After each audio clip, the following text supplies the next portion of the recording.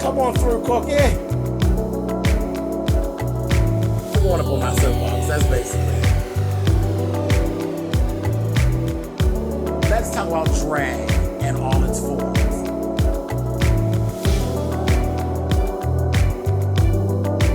What, Cookie?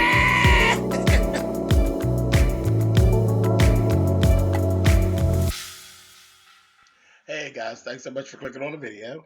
Let's talk about season 8, episode 16 of The Real Housewives of Atlanta, and we're actually almost at the end of the season. This season's almost over, but just a couple things I'm going to touch on. This is not going to be a real long review because it was not really that exciting of an episode. It was kind of boring, really. It wasn't really a whole lot to it. But let's just talk about Portia. Portia did this photo shoot, and she has a lingerie line coming out. Naked lingerie, I think is what it is, because I think her hair is naked hair and it's naked lingerie. But the little pieces were cute and everything, but the big thing with it, she was basically doing everything on her own because, her sister's pregnant and she's about ready to, so she's doing everything on her own, and she was really doing a good job. She really was, of, keeping everything going. She's still an airhead, but she was doing pretty good. Then she had Cynthia with her. So, of course, we know Cynthia is a professional, just supermodel. So, it was nice to see Cynthia actually doing what Cynthia does. She's doing the shit out of it. Cynthia knows what she's doing, and it was nice to see her working it out. So that was cool. She was sharp, real sharp. And I laughed at the one part. Portia was talking to some guy who's a friend of hers. She's on the phone, and that motherfucker told her that her and her sister got the brains of a motherfucking paper cup. I about fell on the floor. I said, "Oh shit." I just laughed. I said, he must really know him, honey, because I feel the same way. Bitches. But anyway. Candy, we've seen Candy actually having a visit with Dr. Jackie, checking on the baby. It was her, Todd, and Mama Joyce. So they were there, and it was so weird. The baby's fine and all that. That they had picked. They talked about picking a name. The baby's name was going to be Ace. Because it's the first card in the deck and the highest card in the deck too at the same time. I said, yeah, okay, Candy. She's being real deep with that. But I was like, all right, girl. Todd wasn't all that crazy about the name, but he thought it was more of a nickname than a name.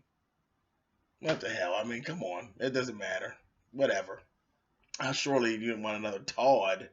But anyway, moving on. Dr. Jackie had a whole conversation with them about sex.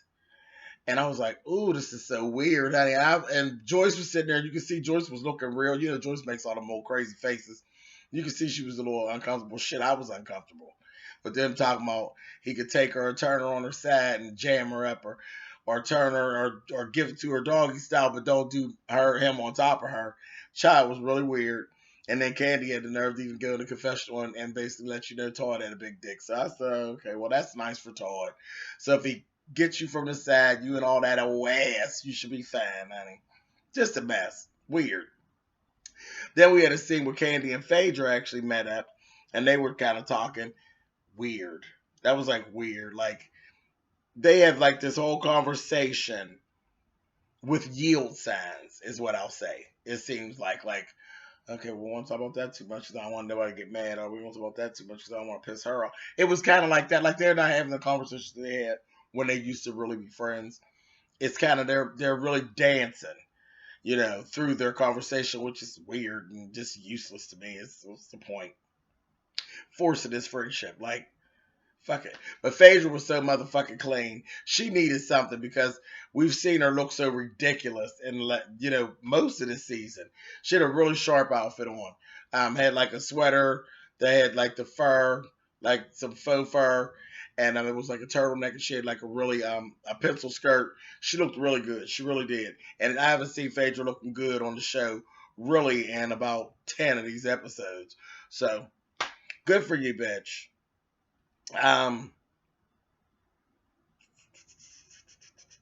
Oh yeah. And Phaedra, the show us as those shady ass goddamn confessionals, and that's what she said. Something about these girls being in my business. They be in my business more than my gynecologist be in my vagina. I said, Whatever, Phaedra.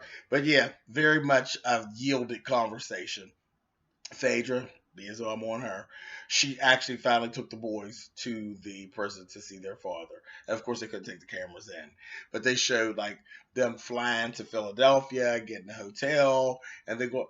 That's a whole lot of shit to see a motherfucking inmate. Child, ain't nobody got no time for all that. Child, I been sent that motherfucker some pictures and told him, yeah, I'm doing all that. Fuck all that.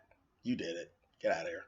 Anyway, um, oh, and the boys are getting so big. That little Mr. President, he just flying around and carrying on, honey, and talking and doing and kissing everybody. I said, look at them. They're cute. I said, it's a mess. They look like that damn Apollo. Look just like them with them big heads. I said, just as cute as they can be. Um, what else? Kim, there was a scene where Kim talked to her manager, funny as hell. He was asking her about Kenya. And Kim was like, there's not gonna be anything going on with me and Kenya. The bitch is disrespectful and I ain't fucking with her. And he had said something to her about, sometimes people don't get along in a social setting, but they probably could do well during a business setting. I ain't fucking with the bitch. The bitch is disrespectful and fuck her. And I was like, down with it. I agree. But she did say that she thought Life Twirls On had potential. So that was strange to me because I thought it was a crock of shit. But, whatever. Who am I? Moving on. Then we saw Kenya with Matt and Lori. And her aunt was basically questioning her about Matt and what was really going on. And she likes Matt. And her aunt was saying, well, just try to make it, don't be so judgmental.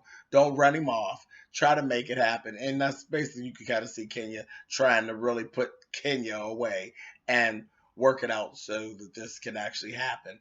And he seemed like a good fit to me. What I will have to say is good old Aunt Lori, Aunt Ballhead, Kenya's better than me because I wouldn't even be speaking to you, bitch. And you know why. That whole little situation with her mother, I wouldn't even be speaking to Aunt Lori, okay? It made me look at her really different. Because I thought she was real groovy. I think she's just as screwed up as the mother, and I wouldn't even be speaking to her, especially about nothing personal. I've been told her, fuck her, kiss my ass yesterday, Aunt Lori. But whatever. That's me. So Kenya obviously forgave her for all of it and whatever. But it looks like Kenya's trying to make it work out with Matt. And hopefully it will. She seems a whole lot happier with him. She really gives less than a damn about them girls. And that house is coming along, but it ain't going to be done before show's over, I don't think. But it's coming along. It ain't knocking me out. It looked more like a warehouse to me than anything else. But again, what do I know, honey? Anyway, but that's all I got for Real Housewives of Atlanta.